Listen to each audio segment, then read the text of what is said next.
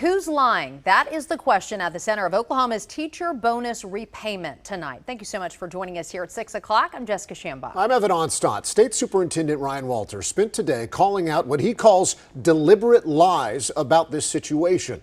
KOCO's Elise Jones joining us live in studio. Elise, you dug in to get the facts today. Yeah, guys, so Superintendent Ryan Walters said today he won't tolerate lies about the teacher bonus program, but he didn't provide specific outlets or reports he said were wrong.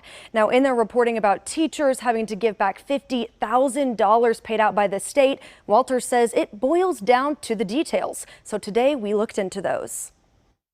This money is acting like Ryan Walters wants to go after these teachers, wants to do this and that. I want to ensure that our federal guidelines are upheld. Superintendent Ryan Walters calling out the press, claiming reports over the last week about the state ordering teachers to repay bonus money has been inaccurate. The story was first reported by Oklahoma Watch and State Impact Oklahoma. They reported the state asked for money back from 9 teachers. Can you specifically cite inaccuracies that any of us have reported in the last few days? Sure. There's 4 teachers. There's 4. So we had the numbers wrong. But the original reporters on the story argue their number came straight from the Department of Education. The 9 came directly from the State Department of Education's Communications Department, Dan Isett. He verified that. He sent that information to us in writing.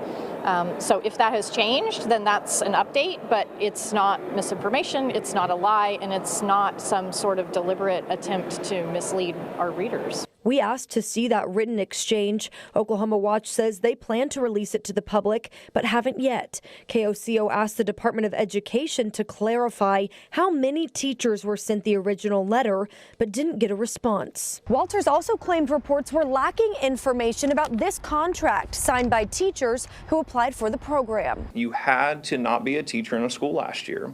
You were agreeing when you signed this that you didn't do that. It's very clear. And so I'd love to see that reflected in the reporting as well, that they signed a contract agreement that said they didn't work in a school last year. So is it very clear? KOCO got a copy of that contract from an ongoing lawsuit, as well as one straight from the State Department of Education. Neither copy says teachers couldn't have worked in Oklahoma last year or in previous years. The contract does say teachers must follow terms and conditions. We asked the department for those terms and conditions. They did not supply them. We did, however, find some apparent conditions on the State Department of Education's website, and it is clear there. Teachers who taught last school year in an Oklahoma school weren't eligible.